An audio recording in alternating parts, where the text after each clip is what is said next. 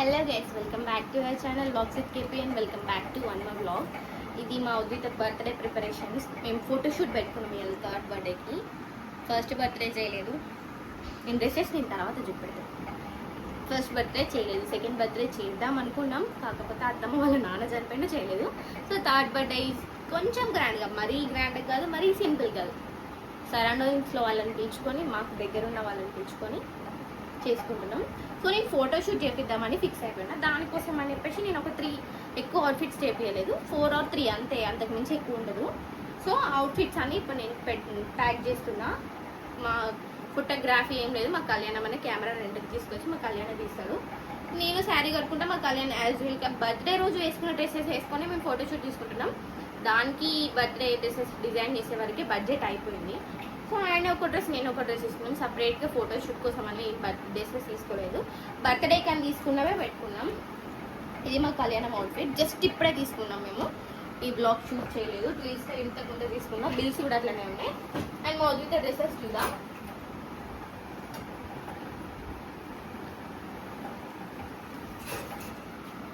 Okay, ఇది నా outfit. నన్ను చూపెట్టామని చెప్పేసి అదే పడిపోయింది. ఇది నేను ఓన్గా డిజైన్ చేసుకున్న ఫ్రాక్. ఇది టిష్యూ ఫ్యాబ్రిక్. ఇది నేను ఓన్గా డిజైన్ చేసుకున్న శారీ. లేస్ తీసుకుని బ్లా కొంచెం కష్టపడిన ఈ శారీ కోసం. ఈ శారీ మొత్తం జస్ట్ నాకు 1100 రూపీస్లో అయిపోయిందంటే ఎవరైనా నమ్ముతారా చెప్పండి? 1100 బ్లౌజ్ స్టిచ్చింగ్ 250 అంటే నాకు జస్ట్ 1350 రూపీస్ లోపల నా అవుట్ఫిట్ అయిపోయింది. ఇంకా మావాడైతే చూడండి 2600 పెట్టి డ్రెస్ కొన్నాం, మళ్ళీ నా బర్త్డేకి అంటే డ్రెస్ లేదని అంటాడు. అవుట్ఫిట్ నెంబర్ 1, 2 1, 2, 3 ఇంకొకటి ఇది బర్త్డే రోజు వేసే ఫ్రాక్.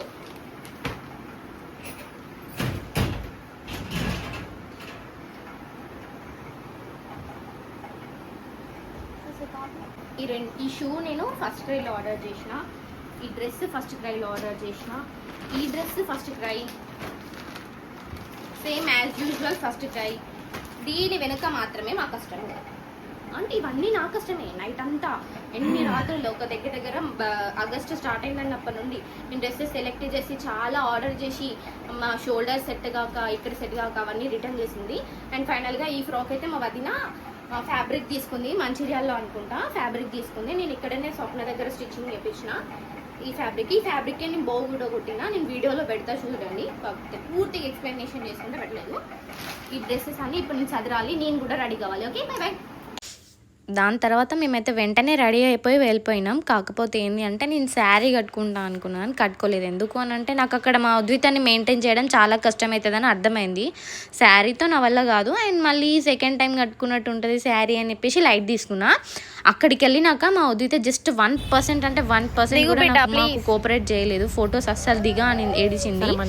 అలా చాక్లెట్స్ ఇవ్వడం, బుజ్జకేయడం అన్నీ అయినాయి, కాకపోతే వినలేదు. లాస్ట్కి అయితే కొంచెం అవుట్పుట్ బాగానే ఉంది. ఇంటికి వచ్చినాక కొన్ని ఫొటోస్ దిగింది కానీ అక్కడనైతే దిగలేదు. చాలా బుదరకిచ్చినాం.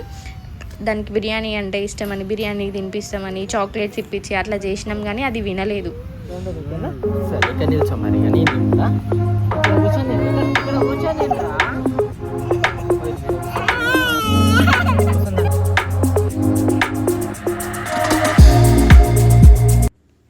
అక్కడ నేను జస్ట్ 2 అవుట్ఫిట్స్ ట్రై చేసిన. అవి దాంట్లో కొన్ని బాగా వచ్చినాయి. ఒక జస్ట్ 5-6 ఫొటోస్ అట్లా వచ్చినాయి. ఒక 50 to 80 ఫొటోస్ ఇస్తే అందులో మాత్రం ఒక 5-6 ఫొటోస్ మాత్రమే మంచిగా వచ్చినాయి. మిగతావి అన్నీ ఏం బాగా రాలేదు, బ్లర్రీగా వచ్చినాయి. అక్కడ 2 అవుట్ఫిట్స్ చేంజ్ చేసిన. కాకపోతే అక్కడ ఎంత ఒక హాఫ్ అన్ అవర్లోనే ఒక 4 ఫొటోస్ మంచిగా వచ్చినాయి. అంటే నేను సెకండ్ అవుట్ఫిట్ చేంజ్ చేసేసిన. అక్కడ వినలేదు అని చెప్పేసి ఇంకా జస్ట్ హాఫ్ అన్ అవర్ 1 అవర్లోనే ఇంటికి వచ్చేసినాం. ఇంటికి వచ్చేసినాక పైన నేను మా కళ్యాణం సో కెమెరా రెంట్కి తీసుకొచ్చుకున్నాం. ఫొటోస్ దిగుతా అయిపోద్ది కదా అని చెప్పేసి వినయ్ అన్నయ్య, మా కార్తీక్, నేను, కళ్యాణ్ అందరం కలిసి ఫొటోస్ దిగుతుంటే దానికి అప్పుడు ఇంట్రెస్ట్ వచ్చి కొంచెం ఫొటోస్ దిగింది. కొన్ని అప్పటి స్టేటస్ మట్టికి వచ్చినాయి అంతే. మీకు అవుట్ఫిట్ డీటెయిల్స్ కావాలి అని అంటే నాకు ఇంత ఖర్చు అయింది అలా కొన్ని డీటెయిల్స్ కావాలి అంటే నాకు కామెంట్ చేయండి, నేను తప్పకుండా వీడియోస్ తీస్తాను. ఓకేనా?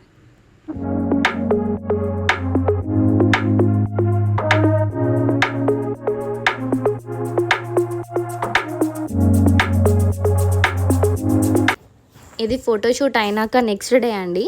నేను మా ఉద్వితకి స్కూల్లో చిన్న రిటర్న్ గిఫ్ట్ లాగానే అనుకోండి. అయితే చిన్న pouch, chocolate, pencil, eraser, sharpener పెడుతున్నా. ఇవన్నీ నేను మీషోలో తీసుకున్నవి. పెన్సిల్స్ అయితే నాకు 100 పీసెస్ వచ్చినాయి. పెన్సిల్, ఎరేజర్స్ ఒకసారి వచ్చినాయి, షార్ప్నర్స్ ఒకసారి వచ్చినాయి, అండ్ పౌచెస్ ఒకసారి వచ్చినాయి. కాకపోతే పౌచెస్ ఎలా అంటే మొత్తం 50 పీసెస్ ఒక్కసారి తీసుకోలేదు. 50 పీసెస్ అయితే ఒక రేట్ ఉంది, 24 పీసెస్ అయితే ఒక రేట్ ఉంది. సో నేను ఎట్లా తక్కువ పడుతుందో చూసుకొని అట్లా తీసుకున్నా. 24 పీసెస్ అయితే నేను 3 సెట్స్ తీసుకున్నా. నాకు ఇవన్నీ కలిపి అరౌండ్ 500 to 600 మధ్యలోనే పడింది, ఎక్కువ పడలేదు. చాక్లెట్స్ సపరేట్గా ప్రైస్, చాక్లెట్స్ కలిపి కాదు. ఇవన్నీ నేను అంటే గర్ల్స్కి పింక్, బాయ్స్కి బ్లూ అన్న పాయింట్ ఆఫ్ వ్యూలో తీసుకున్నా. ఇంకా మిగతావి కొన్ని ఎల్లో ఉన్నాయి, అవి ఇంటి దగ్గర పిల్లలకి ఇద్దాము అన్న పాయింట్ ఆఫ్ వ్యూలో ఆలోచించి కొన్ని ఇలా తీసుకున్నా. దాని మీద నేమ్ కూడా రాద్దామని చూసినా కానీ దాని మీద నేమ్ రాస్తే అది చెరిగిపోతుంది అని రాయలేదు నేను. ఈ లింక్స్ అన్నీ కానీ లేదంటే ఇంకా వీటి గురించి పూర్తి డీటెయిల్స్ కావాలి, అవుట్ఫిట్ డీటెయిల్స్ కూడా కావాలి అంటే నాకు సపరేట్గా కామెంట్ చేయండి. కామెంట్ చేస్తే నేను వీటి గురించి అండ్ అవుట్ఫిట్స్ గురించి ఒక వీడియో తీస్తాను.